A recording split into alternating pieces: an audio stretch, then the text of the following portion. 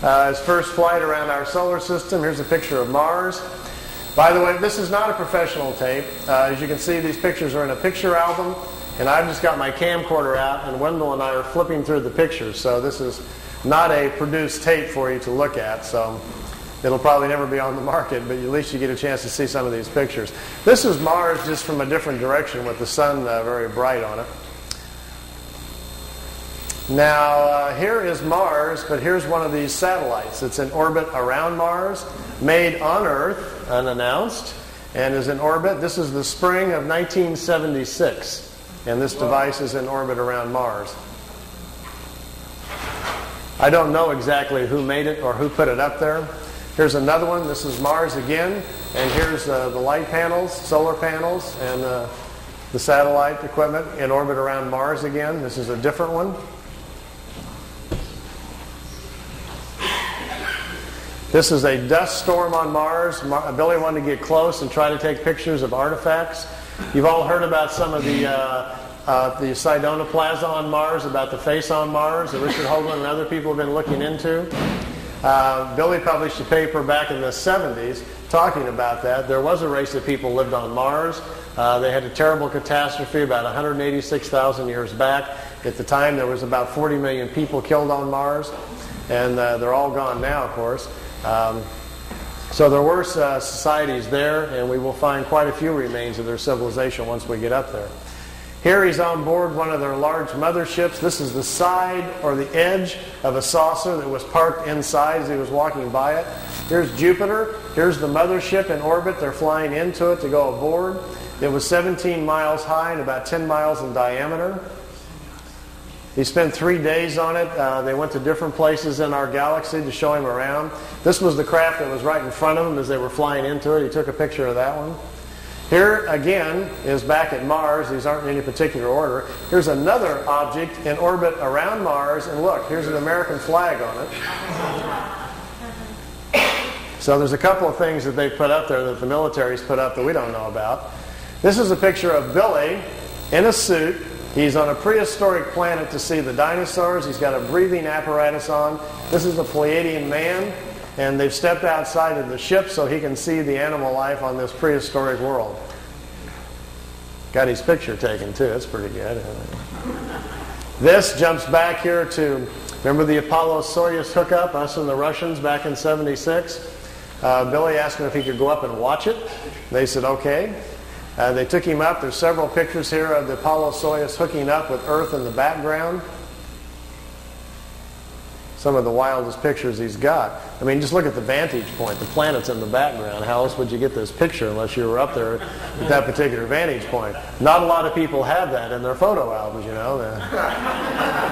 You can imagine the people at NASA would crack up, you know, they'd probably find it a little hard to believe at first, but they don't have pictures like this. Here it is when it's just hooked up. There's Earth in the background, and here's the two capsules coming together. This is the top of the mothership. There's windows, but there was nobody in the windows as they came into it. We really missed out here.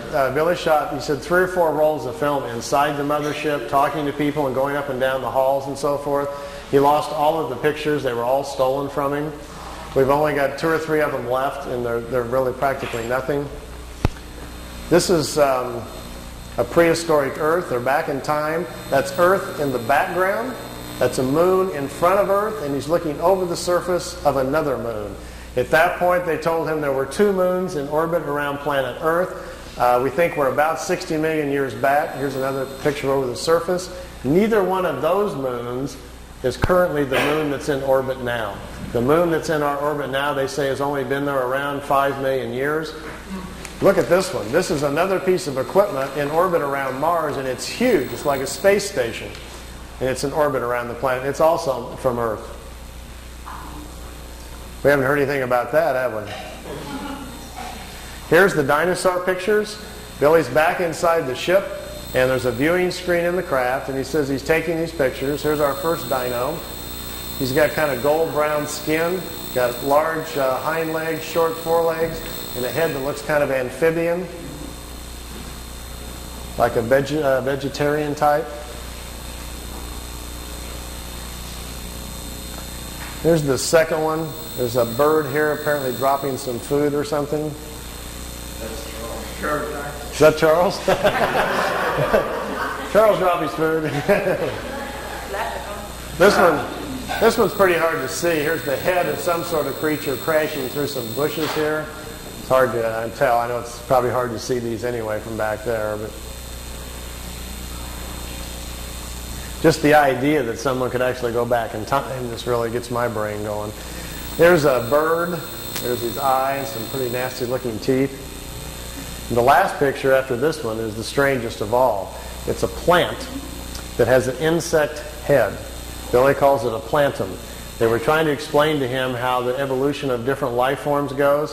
How, for instance, here's a plant life when the plants are the food kingdom of the world. When the plants evolve to a certain level of evolution, then these lower order forms, here's a small head, and this head is part of that plant. There's these two little eyes. It's an insect, the beginning of insect life on the planet when the food kingdom has evolved high enough. There are 7 different stages, they say, of spiritual energies or creational energies on a planet that create the many different kinds of life forms. There's a transition from one kind to the next. Ours is the 7th or the last one. We have to wait until the animal kingdom has raised the evolution of the body material high enough so our cycles can start.